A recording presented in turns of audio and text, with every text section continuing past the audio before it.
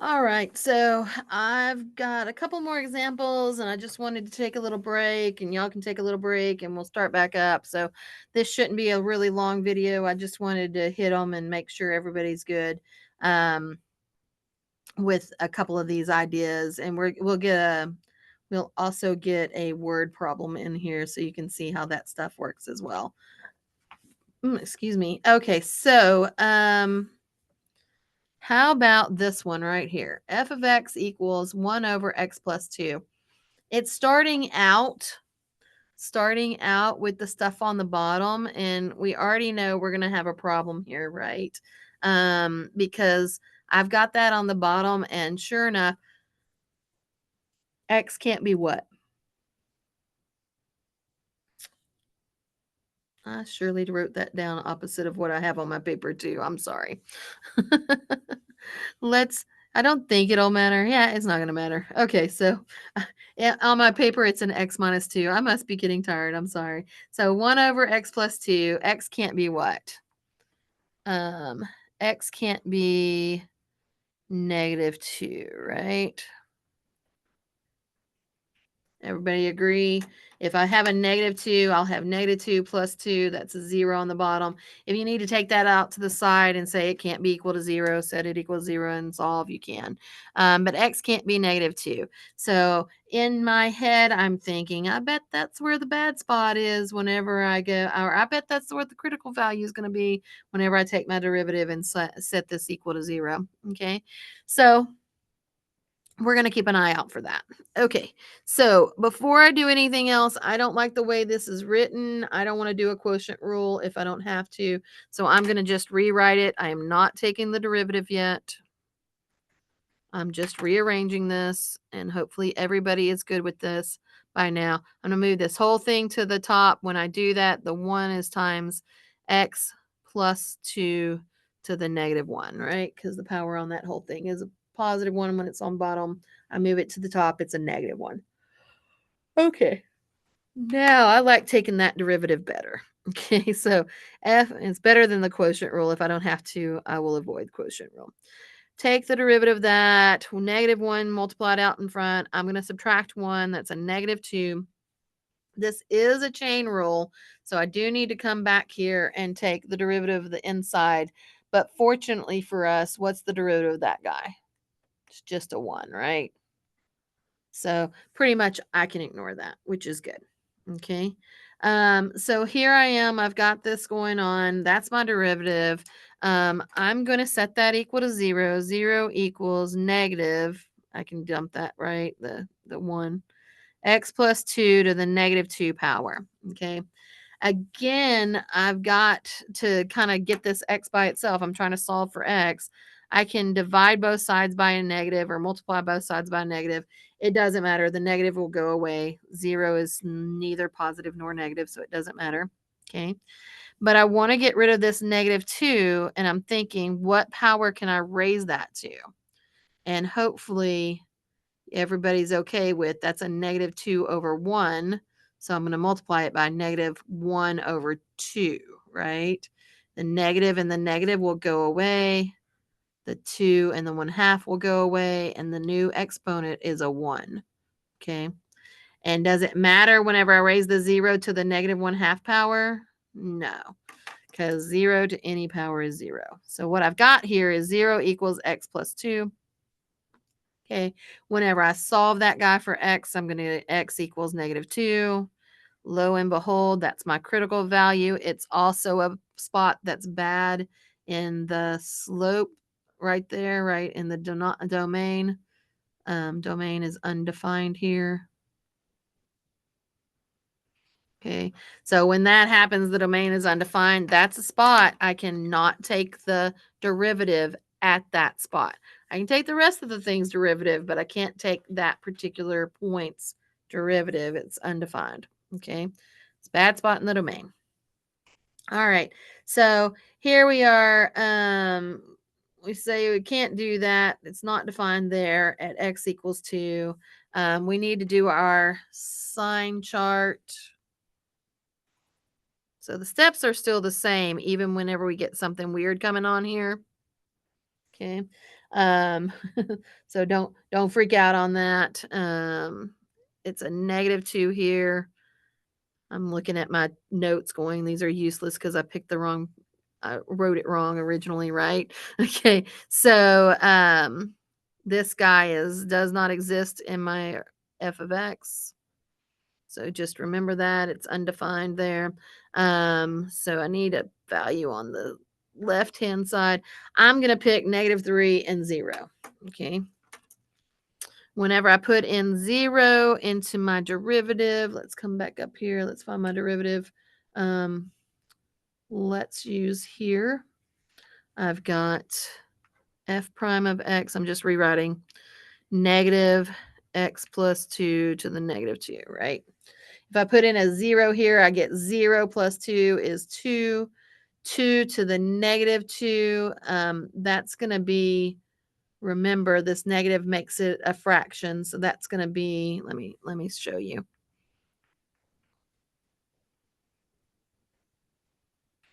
Negative, it's 2 to the -2, right? But the negative exponent makes it go on bottom. So but it's 2 squared. Negative 1 over 2 squared is 4. So this is a -1/4. We don't really care about the value. We care that it's negative. Okay. But that's what's going on in there. Okay. So I've got a negative number out here. That was a 0. Okay, so everything on the right-hand side is going to be negative. And then I'm going to pick over here for, I said -3. Oops, let me move this up. F prime of -3. It's -3 plus 2 to the -2. Okay, -3 plus 2 is -1. To the -2. Okay, let me go ahead and move this to the bottom because there's a lot of negative stuff going on. So it's 1 over, it's -1. This is going to become squared. Okay, -1 squared is actually a +1. So this is -1 over +1. This is a negative, right? -1. What I care about is the negative sign. Okay. So negative, negative, negative, negative, negative. Okay. So again, we're looking at this going, we got a negative and a negative. That's not a max. That's not a min. It's negative on the left. It's negative on the right. These are decreasing the whole entire stinking way. And we think, ooh, that looks like it's got not a maximum. So that's probably some kind of point of inflection or, oh, this also happens. I know what it is. Oh, sorry. This also happens whenever we have a vertical asymptote, right? X couldn't equal -2 to begin with because the domain, and that was a vertical asymptote. So this is a bad spot in my domain, and it's not going to work for me. It's not defined. So let's put this on our calculator and see. I just like for you to see what the heck's going on with this thing whenever I get it on the calculator, because that means that you probably believe the calculator. So x divided by, and on bottom we had 1 divided by, on the bottom we had x plus 2. Okay. And what we think is going to happen is we're going to have a vertical asymptote at x equals -2. And we'll see what's going on with the slopes. We think it's a decrease, right? That's what we said. Oops. I wrote those backwards. I'm sorry. Negatives, decrease. Negative slope is a decrease, right? So that's what we think is going on. So here we go. Oh, look at that. It's going down. So this is a negative slope. It's got a vertical asymptote there. We can see we've got the two pieces. And look, it's coming down again. Hey, didn't we study those rational functions back a couple of chapters ago? Yes, we did. And this is why we did it. Okay. So you need to know that those are the weird cases. Okay. What were the two things we have to watch out for whenever we're dealing with our domain? We can't divide by 0, and we can't take a square root of a negative number. It actually also happens whenever we're dealing with cubes and stuff like that. We have that point of inflection. So those are bad spots, and we don't want to deal with them. Okay, so I have one more example. I'm going to let you work it on your own, and I want you to tell me. So push pause. I want you to tell me all the stuff. So it's going to be f of x equals x to the third minus 6x squared plus 9x plus 1. So I want your critical values. I want to know if there's a local max or min.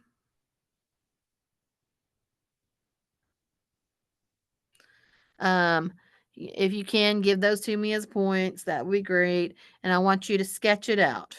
Okay. Sketch the graph. So you cannot just jump straight to it. You got to do all the steps. Take the derivative, set it equal to 0, solve for x, find your giant sign chart, pick some test points, mark it out, and let's see what it looks like. All right, I'll be back. Go ahead and work. I'm going to work and we'll compare our answers. Okay, hopefully you were able to take that derivative pretty quickly. Here it is, 3x squared minus 12x plus 9. And then I factored it, so hopefully you're good at factoring by now. And I got 3 equals 0, or x minus 3 equals 0, or x minus 1 equals 0. So my critical values are 3 and 1. Okay. Here's my sign chart. I have a positive on the left, I have a negative in the middle, and I have a positive on the right. So I've got increase, decrease, increase. So this 1 is a maximum and 3 is a minimum. So I did not yet find, so there's a maximum at 1 and something, and there's a minimum at 3 and something. I didn't find my points yet because I want to say this one more time for everybody. Whenever we look at this, we want the point on the graph. Point on the graph. So we use the original function. Okay, don't go back to the derivative here when you're trying to find these maxes and mins. If you want the point, which I said give me a point, then this guy should be back to the original. So way up here in the original, you put it in. You've got 1 to the third is 1, minus this is a 6. 1 minus 6 is negative 5, plus 9, that's a 4, plus 1, that's a 5. Okay, so I'm getting the point 1 comma 5. And you should also plug in the 3 into the original here. 3 cubed is 27 minus 3 squared is 9 times 6. 9 times 6 is 54. So 27 minus 54 plus 9 times 3 is going to be 27 plus a 1. I think this is a 1. Okay. So you can punch that out if you want to. I guess I can do it here. Okay. So 27, I said minus 3 squared is 9 times 6 is 54 plus 9 times 3 is 27 plus a 1. There it is. Okay. So there are my 2 points, 1 comma 5 and 3 comma 1. And then realize that this guy he's a cubic. He looks like an S curve. We have enough stuff here that we should be able to sketch him pretty easily. You can use your calculator, but I think we're good here. We know some stuff, right? We know that at 1, 5, we've got that maximum point, and at 3, 1, we've got that minimum point. Okay. We know it's increasing on the left side here, and then it's decreasing between these two, and then it's increasing over this way. So there's a sketch of my graph. That's plenty good enough. It doesn't have to be amazing. Don't feel like it has to be. I know somewhere in here in the midst, it went from a downward parabola look to an upward parabola look. Next time, we'll talk about second derivatives and how we find that point where it's that point of inflection and how it changes. Okay. So there's just a couple of examples for us to look at and see. Yeah, I'm looking at this word problem. I'll do the word problem real quickly, but I'm not really excited about their word problem here. So it says you're given the graph of the total revenue, which we know is R of X, from sales of a bookcases. Sales of X number of bookcases. Okay. And the graph they give to you, it looks like this. Okay. It starts here at 0, 0, and it looks like this. And then it comes back down here at X equals 1000. So it's 1000, 0. So we've got this, but interestingly enough, it's not symmetric. That's what I don't like about it. So they say that the maximum point is at 550. So you're given this graph and they want us to describe it. So describe R prime of X. So tell us what's going on whenever we look at the derivative is what they are saying. So that's kind of their word problem. I don't love it. So the way I would describe R prime of X is I would split it up in these two sections that I see. I see a section that goes from X equals 0 to X equals 550. So I'd say something like from X equals 0 to X equals 550. R prime of X is what's going on here. The slope is positive, right? And then from X equals 550 to X equals 1000, what's going on? What's that slope from there to there? R prime of X is negative, right? Yeah. Okay. So then they say, well, what do you think's going on with it? And we say, well, we think that that's a what? There's a maximum at 550, whatever that y value is. They don't give me the actual function, so I can't tell you what that actual y value is, but I know that there's a maximum at that point. That's what I know. Okay. So I don't love their word problem. They're just trying to get us to kind of interpret and say, okay, we know that the derivative is the slope, basically, slope of the tangent line. All right, that's it for that section. And let me know if you have questions about the homework. Thanks. Bye.